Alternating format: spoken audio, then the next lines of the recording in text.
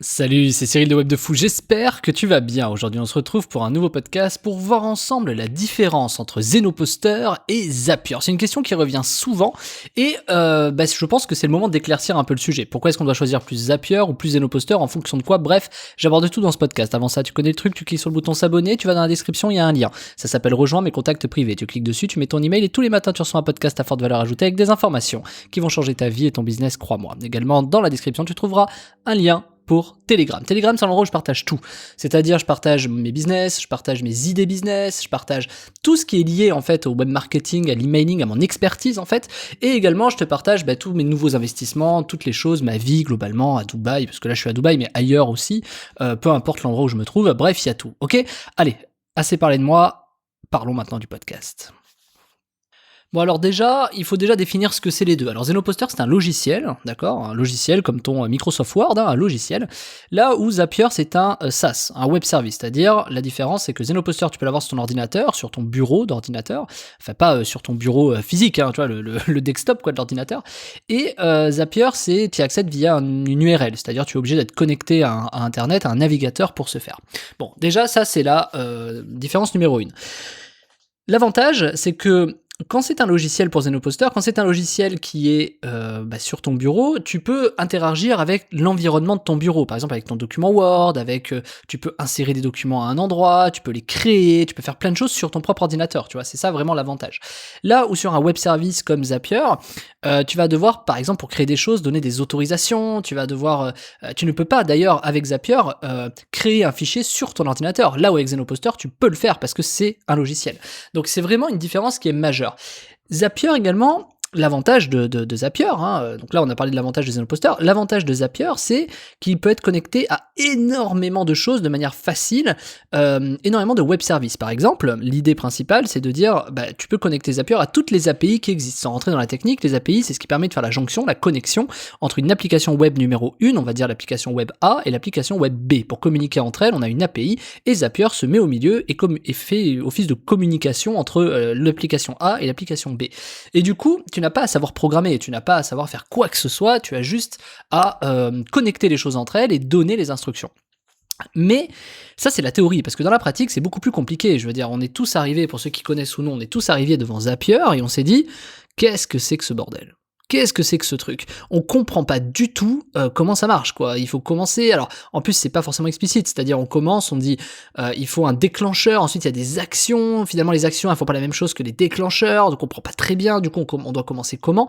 Ce qui nous manque sur Zapier, c'est une logique de connexion. C'est une logique qui permet de relier les points justement entre eux pour être capable de se dire au début, tiens, j'ai plutôt utilisé ça ou plutôt utilisé ça. Là où Zenoposter est brillant et pour moi explose Zapier sur le sujet, c'est le fait que Zenoposter permet de connecter les points, mais en un clic de souris. C'est-à-dire, si on comprend pas, en fait, c'est facile, il y a des connecteurs logiques. Il suffit, t'as un truc vert pour dire, si ça réussit, alors je fais ça. T'as un truc rouge, si ça échoue, alors je fais ça. C'est hyper simple, c'est que de ça. Là où sur Zapier, c'est beaucoup plus complexe. Déjà, faut payer une blinde pour Zapier, etc., etc. Et puis, la dernière différence majeure, aujourd'hui, Zenoposter a un business model payant qui est largement accessible, peu importe le nombre d'actions que tu fais. Alors que Zapier, tu vas payer un nombre d'actions, et donc forcément, en comparatif en termes de prix, Zenoposter remporte 100 fois haut la main le sujet, puisque Zenoposter, tu peux faire des multitudes d'actions de manière instantanée, et vraiment des centaines et des centaines. Donc, de manière réfléchie, Zapier, là, tu vas payer 100 fois plus cher pour le même volume d'actions. Donc, encore une fois, pour moi, Zenoposter, c'est clairement gagne la donne, quoi. Maintenant, est-ce que Zenoposter peut ne pas faire des choses que Zapier peut faire? C'est-à-dire, est-ce qu'il y a des choses que Zenoposter ne peut pas faire comparé à Zapier? Eh bien, pas vraiment, en fait. Il y a des choses où, vu que ce ne sont pas les mêmes connecteurs entre eux, ce ne sont pas les mêmes choses, tu peux à la fin avec Zenoposter tout faire, mais il faut passer par des petits chemins de traverse. Mais à l'inverse, ce que tu peux faire avec Zenoposter, tu ne peux pas le faire avec Zapier. Ce sont des choses extrêmement complémentaires, mais est-ce que je dois avoir les deux?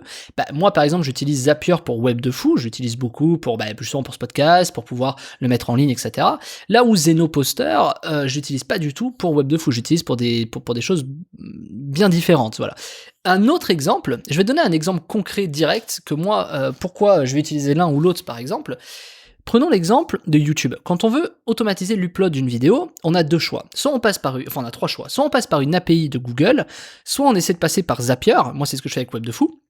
Donc il prend la vidéo, il upload, etc. machin. Sauf que Zapier, une fois sur 3, ça merde. Ça merde, je sais pas. Soit peut-être parce que le nom est trop long, peut-être. Enfin, il y a des trucs qui sont pas bons, il y a des trucs qui fonctionnent pas. Je sais pas pourquoi ça plante une fois sur 3 Zapier. Là où Zenoposter, bah tu te connectes à ton YouTube et tu uploads finalement la vidéo et t'as jamais de problème. Ça peut paraître bête, mais voilà. Donc et en effet, de fait de passer par des API, tu as toujours une problématique, c'est que ça peut planter. Là où avec Zenoposter, en fait, Zenoposter, c'est la simulation d'un navigateur et les actions que tu souhaites exécuter dedans, mais Zenoposter a cet avantage indéniable du fait que ça ne peut pas planter. Ton navigateur, il plante pas. Alors s'il plante, tu peux le redémarrer, tu vois. Et puis en plus, c'est un logiciel, donc tu peux relancer l'application, tu vois, automatiquement. Donc vraiment, on peut vraiment difficilement se louper avec Zenoposter. En fait, tu as beaucoup moins de problèmes. Si ce n'est que Zenoposter, c'est à toi de bien savoir le manier au départ. Donc là, c'est la petite faiblesse, c'est que tu vas devoir, bien construire en fait les suites de choses logiques que tu vas créer. Par exemple, ok, je clique là, ensuite je fais ça, ensuite je remplis ça avec telle info, machin. Si tu te plantes dans que tu le fais mal et à l'arrache, eh ben il y a des chances que ton Zenoposter plante. Tu vois, là où un Zapier, en fait, ça peut pas vraiment planter à ce niveau-là puisque les suites d'actions est bonne. Maintenant, si l'action en elle-même, par exemple YouTube pour Zapier, ne convient pas, et ben à partir de ce moment-là, tu te retrouves un peu embêté, hein, parce que Zapier, moi franchement sur Web de Fou, Zapier me les brise, parce que honnêtement, j'ai une vidéo sur 3 qui passe en upload, donc je pense même à voir si je passe pas par Zenoposter pour uploader ma vidéo sur YouTube. C'est vraiment insupportable. Alors ça, c'est parce que je prends pas trop le temps de comprendre pourquoi, parce que finalement, je suis sûr que c'est un problème de titre trop long, un problème de, je sais pas, des descriptions qui va pas, une variable qu'il a pas trouvée, j'en sais rien, bref. Mais en tout cas, Zapier, c'est un vrai problème pour ça. Donc, qu'est-ce qu'on peut faire de différent? Comment est-ce qu'on peut créer quelque chose de différent quand on a des problèmes de ces deux côtés-là? Et c'est là où Zenoposter devient extrêmement intéressant. Je m'explique. Zenoposter, au-delà d'automatisation, il peut faire des choses vraiment intéressantes et intelligentes. Il peut aller parser, donc il peut aller récupérer des données spécifiques sur une page web, il peut aller remplir des formulaires, il peut faire office de calcul, et surtout on peut rajouter des bouts de code, on peut rajouter du C++, on peut rajouter du JavaScript, donc on peut rajouter des bouts de code pour faire certaines choses.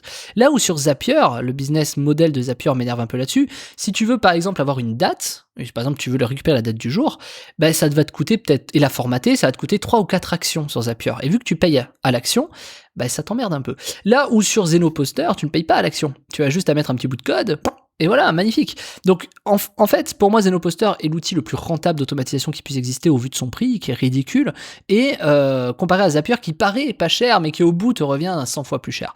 Donc, il y a deux écoles. Voilà. Après, il faut savoir manier un peu les choses, et c'est justement ce que je t'apprends, moi, dans la formation de la semaine qui s'appelle Zenoposter automatisé 100% sans business en ligne de zéro. Je t'apprends à te servir de Zenoposter de A à Z. On voit toutes les fonctions, on voit comment les utiliser, on voit les idées de business, on voit énormément de choses en fait dans cette formation, et on va voir ensemble des cas concrets, c'est-à-dire comment est-ce qu'on construit par exemple un produit ou un projet, dont on se donne une idée, on essaie de voir un peu comment on fait des connecteurs logiques, et l'avantage, c'est que t'as pas à savoir programmer, que tu sois débutant, c'est pas grave, tu vois, enfin, c'est parfait même, puisque t'as juste à faire des glisser-déposer et connecter des points logiques. Alors, il va falloir un peu user de ton clavier, il va falloir taper 2-3 trucs, mais je veux dire, pas de bout de code, hein, il va falloir taper genre des mots, quoi, tu vois.